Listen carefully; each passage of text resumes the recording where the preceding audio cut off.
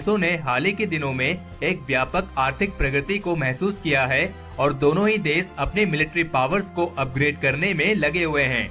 तो इन सब चीजों को ध्यान में रखते हुए चलिए जानते हैं कि ये दोनों देश एक दूसरे से मिलिट्री पावर्स के मामले में कितने अलग हैं।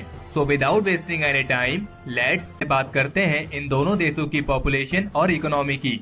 चाइना दुनिया के सबसे लार्जेस्ट पॉपुलेशन वाले देश में आता है और इसकी इकोनॉमी अमेरिका के बाद दुनिया की सेकंड लार्जेस्ट इकोनॉमी है। लेकिन 2017 की वर्ल्ड बैंक की रिपोर्ट के मुताबिक चाइना के इकोनॉमी रेट में काफी गिरावट आई है और जबकि भारत का इकोनॉमी रेट काफी तेजी से बढ़ रहा है। और कुछ विशेषज्ञों के अनुसार भारत की इकोनॉमी 2030 तक दुनिया की लार्जेस्ट इकोनॉमी बन सकती है। लेकिन इसमें कोई शक नहीं है कि चाइना काफी लंबे समय से अपने डिफेंस में एक बड़ा निवेश करता आया है।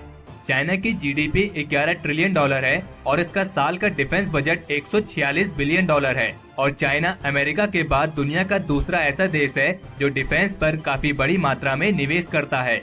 और वहीं अगर बात करें भारत की, तो भारत की जीडीपी 9.489 ट्रिलियन डॉलर है और इसका साल का डिफेंस बजट 55.9 बिलियन डॉलर है।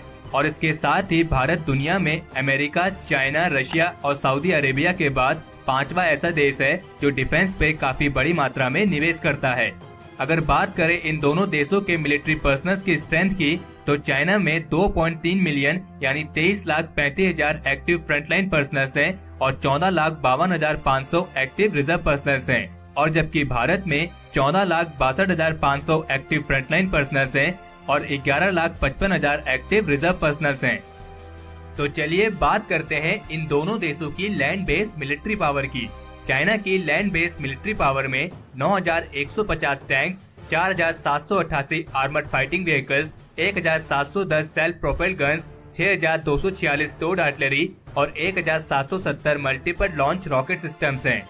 और अगर बात करें भारत की, तो भारत के पास 5,968 tanks, 6,704 armoured fighting vehicles, 290 self propelled guns, 7,414 towed artillery और 292 मल्टीपल लॉन्च रॉकेट सिस्टम्स हैं। चाइना के पास third generation VT-4 main battle tank है और चाइनीज मिलिट्री इस बात का दावा करती है कि उनका मेन बैटल टैंक दुनिया के सबसे बेस्ट मिलिट्री टैंक में आता है।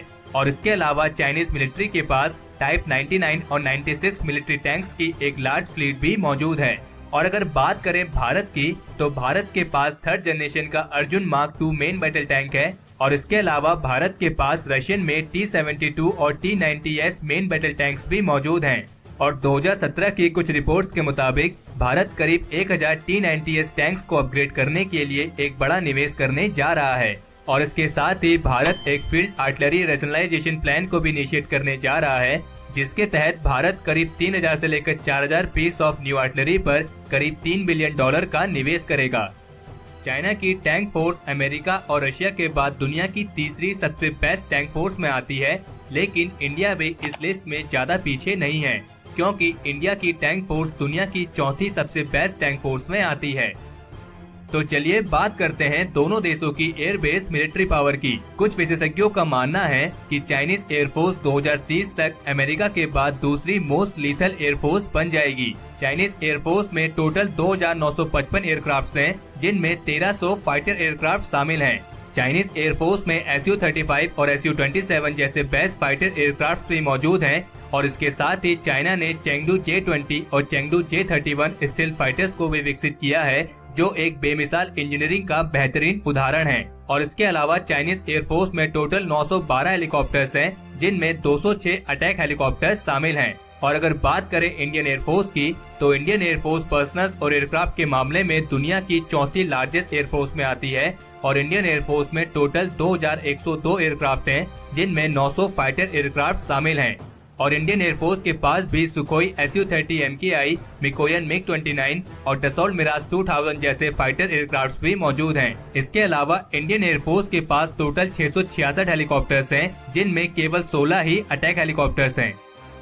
तो चलिए बात करते हैं दोनों देशों की नेवी पावर की। चाइनीज नेवी में एक aircraft carrier, 68 submarines, 51 frigates, 35 destroyers, 35 corvettes, 220 petrol craft, 31 mine warfare craft, 2030 merchant marine strength और 15 मेजर पोर्ट और टर्मिनल शामिल हैं। और इन सब के साथ ही चाइना 2 सुपर कैरियर को भी विकसित कर रहा है जो किसी भी देश की नेवी को शक्तिशाली बनाने के लिए काफी हैं। और इन सुपर कैरियर की 2020 और 2023 तक तैयार होने की उम्मीद है। और अगर बात करें इंडियन नेवी की, तो इंडियन नेवी में 1 aircraft carrier, 15 submarines, 14 frigates, 11 destroyers, 24 corvettes, 139 petrol craft, 6 mine warfare craft, 340 merchant marine strength और 7 मेजर पोर्ट और टर्मिनल्स शामिल हैं। और इन सब के साथ ही भारत भी एक सुपर कैरियर को विकसित कर रहा है जिसका नाम है आईएनएस विशाल। और आईएनएस विशाल की 2030 तक तैयार होने की उम्मीद है। और अगर बात करें न्यूक्लियर पावर की, तो इस मामले में चाइना इंडिया से आगे है, क्योंकि चाइना के पास लगभग 270 न्यूक्लियर वॉरहेड्स हैं और इंडिया के पास 120 न्यूक्लियर वॉरहेड्स। इसमें कोई शक नहीं है कि दोनों देशों की मिलिट्री पावर तेजी से वृद्धि कर रही है और दोनों ही देश टेक्नोलॉजी के मामले में भी अन्य देशों की मदद के साथ अपनी मिलिट्री पावर को बढ़ाने में लगे हुए हैं। हालांकि मौजूदा समय में चाइनीज मिलिट्री के पास इंडियन मिलिट्री के मुकाबले में थोड़े ज्यादा इक्विपमेंट्स हैं, लेकिन भारत भी इस मिलिट्री इक्विपमेंट्स के गैप को पूरा करने के अपने प्रयासों में लगा हुआ है।